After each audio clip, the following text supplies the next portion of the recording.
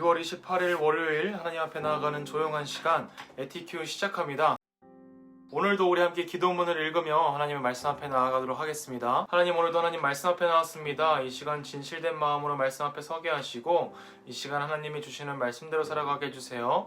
예수님의 이름으로 기도드렸습니다. 아멘. 오늘 우리가 함께 읽을 말씀은 출이집트기 32장 1절에서 5절의 말씀입니다. 백성이 모세가 산에서 내려오미 더딤을 보고 모여 백성이 아론에게 이르러 말하되, 일어나라. 우리를 위하여 우리를 인도할 신을 만들라. 이 모세 곧 우리를 애굽 땅에서 인도하여 낸 사람은 어찌 되었는지 알지 못함이니라.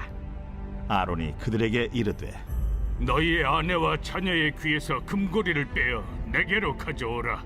모든 백성이 그 귀에서 금고리를 빼어 아론에게로 가져가매 아론이 그들의 손에서 금고리를 받아 부어서 조각칼로 새겨 송아지 형상을 만드니 그들이 말하되, 이스라엘아, 이는 너희를 애굽 땅에서 인도하여 낸 너희의 신이로다.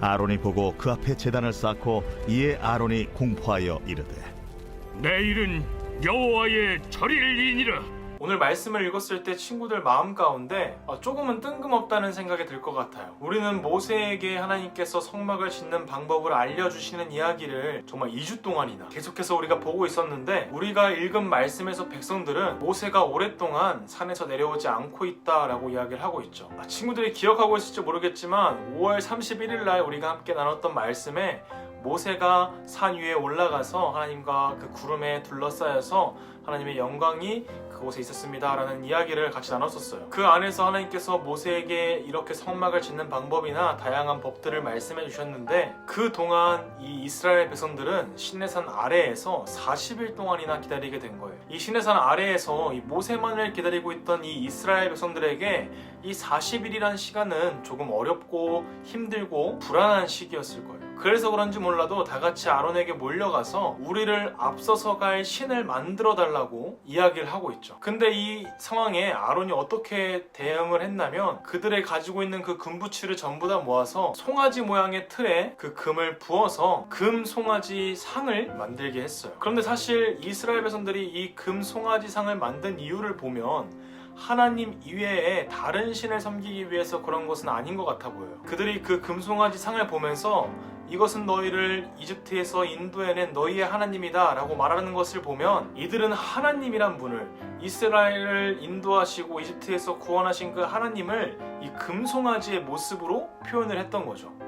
어떻게 보면 그들은 하나님을 섬기고 싶었는데 하나님의 모습을 알지 못하니까 그들에게 가장 친숙한 모양으로 만들어낸 거예요. 그것을 우리가 어떻게 알 수 있냐면, 그 당시 그 고대 지역에 있어서 소라는 동물은 힘과 리더십을 상징하는 동물이었어요. 그래서 그 당시에 많은 지역에서 많은 사람들이 자신들의 신을 만들 때 이 소 모양의 신을 만들었던 거죠. 그래서 어쩌면 이 이스라엘 백성과 아론은 가장 이 하나님을 봤을 때 가장 자신들에게 친숙한 모습인 힘을 가지고 있고 우리를 이끌어내는 그 소의 모습을 하나님으로 바라보고 이 하나님의 모습을 이 금송아지의 모습으로 그들이 만들어낸 거예요. 그렇게 만들어낸 금송아지에 아론은 이제 제단을 쌓고 내일 우리가 이 하나님을 위해서 축제를 엽시다 라고 이야기를 하죠. 그런데 사실 이 모습은 하나님이 보시기에 어떤 모습이었나요?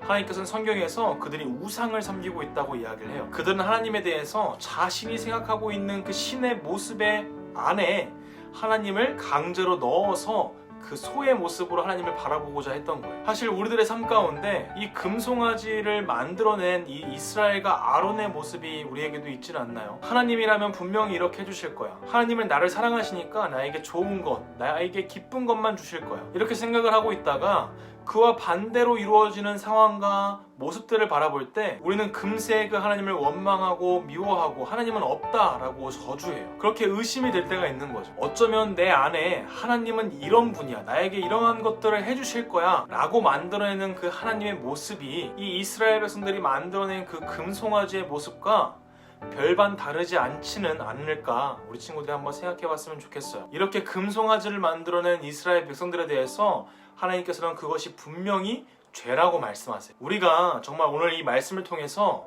내가 원하는 하나님의 모습을 바라보는 것이 아니라 성경에서 보여주시는 하나님의 지식이 우리 마음 가운데 가득하기를 진심으로 기도합니다. 하나님 아버지 감사합니다. 오늘 금송아지 우상을 만들어낸 이스라엘의 모습을 바라보면서 내가 원하는 하나님의 모습을 바라봤던 나의 죄를 또 바라봤습니다.